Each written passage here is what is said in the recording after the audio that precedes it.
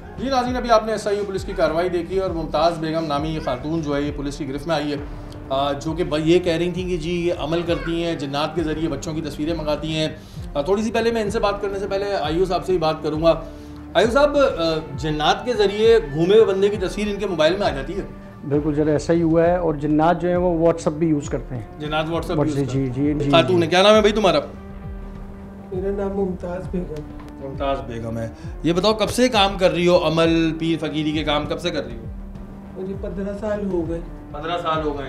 तो कितने जिन्नात तुम्हारे कब्जे में हैं इस वक्त? हमारे जिन्नात नहीं होते, हमारे मौक्किल हमारे पास होते हैं, हम उसके ज़रिए से जो ना काम करवाते हैं। और यही नहीं, आप मोहल्ले से पूछ सकते हैं, मैंने काफ़ी बच्चे मालूमात से अपने हासिल करे। अब मेरे मौक्किल जो है वो उन बच्चों को लेकर आते हैं, मेरी पढ़ाइयाँ होती हैं, हमारी दिन रात की पढ़ाइयाँ, मेहनत करते हैं। ये जो कह रहे हैं ना हमने जो उनसे पैसा लिया है 35,000, वो हमें अपने मौक्किलों को खुश करने के लिए देने होते हैं, उनके लिए मिठाइयाँ लेनी होती हैं, उनको हम समझे अपने मौक्किल पालते हैं।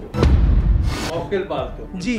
तो ये तस्वीर किस तरह आ जाती है? जैसे किसी का बच्चा खोया हुआ होगा तो तुम्हें तो फिर हम हुकूमत से बात करते हैं और किसी आला ओहदे पे बिठा देते हैं कि भाई जिनके बच्चे खोए हुए हैं वो इनसे रब्ता करें कि इनके जो मौक्किल हैं वो उनकी तस्वीर डायरेक्ट मोबाइल में भेजते हैं। व्हाट्सएप यूज़ कर रहे हैं आजकल जिन्नात। मैंने सिर्फ यही काम नहीं करती हूँ, मैं और भी बहुत काम करती हूँ। जो 5 औरतें होती हैं उनकी औलाद नहीं हो रही होती, उन्हें ऐसे तावीज़ देती हूँ जिसकी वजह से उनकी औलाद हो जाती है।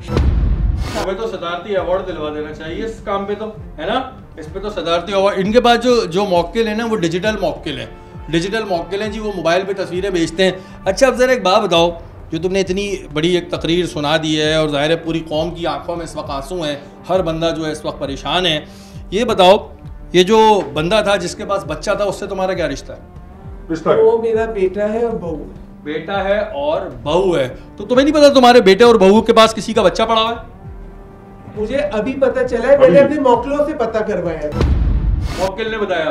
हाँ, मौक्किलों ने बताया, मुझे भी नहीं पता था। मेरे बहू और बेटे को भी वो बच्चा मिला था। बात से बजित थे कि ये तो हमारा बच्चा है, ये तो हमारा बच्चा है। वो किस तरह बजित होगा किसी और का बच्चा उठाकर? ये तो पुलिस ने काफी दिनों से बात चल रही थी, फिर तुम कभी 10 लेती थी, कभी 15 लेती थी, पुलिस तुम्हारे पीछे लगी रही, फिर पुलिस ने कहा ठीक है 80,000 देते हैं, आओ। तो तुम्हें नहीं पता था तुम्हारे बच्चे के पास किसी और का बच्चा है? तुम्हारे बच्चे की तो औलाद ही नहीं है, तो फिर तुम्हें नहीं पता था ये बात? उसने अडॉप्ट किया था वो बच्चा। कहाँ से अडॉप्ट किया था? चलते हुए रोड से? बीबी शर्म करो, इतनी तुम बातें कर रही हो, रंगे हाथों तुम पकड़ी जा चुकी हो, SIU ने तुम्हें पकड़ लिया है।